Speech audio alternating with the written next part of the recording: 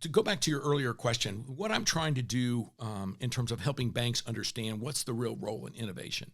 Number one is innovation isn't a department's job, right? So if you go to a bank and you talk to a teller, talk to a CSR, talk to somebody in bookkeeping, who's in charge of innovation here at XYZ Bank? And they say, well, there's guys in the IT. There's some people in the IT department. That's burst innovators. They're the ones innovating, right? So that's not my job, right? And so what I talk about is enterprise-wide innovation.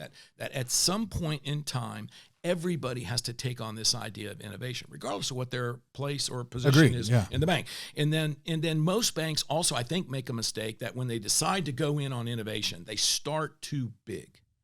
So people aren't used to innovating. Maybe it's like riding a bike. You didn't get a 10-speed, racing bike or whatever in your first time you ever had a bike. You got to kind of start. You got to get a strong foundation. That's it. So if you started with something where it says, let's just look at our internal processes. Let's examine. We have all of these process and procedures. Here's this 5-step process of how to do something. Do we need to do all of those steps? Somebody sat down and said, we got to do this and then this and this and this and this.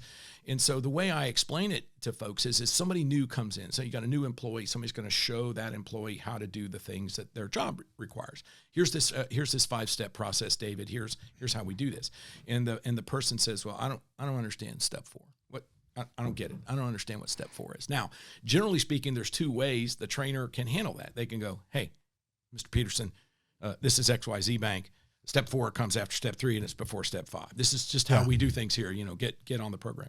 Or they could take a different tact and say, I'm glad you asked that question. Let's take a look at step 4. You know what? Step 4 has to do with a regulation. It's this thing that the government makes us do. It may not make sense, but we're required to do it. Oh, okay.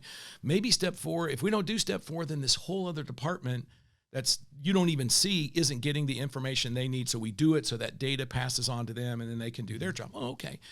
But maybe, just maybe, you look at it and you go, I don't know why we do step 4. Like we put in step 4 12 years ago when step 4 was important, but it's not important now. So let's get rid of it. And if we get rid of it, maybe that takes 5 minutes.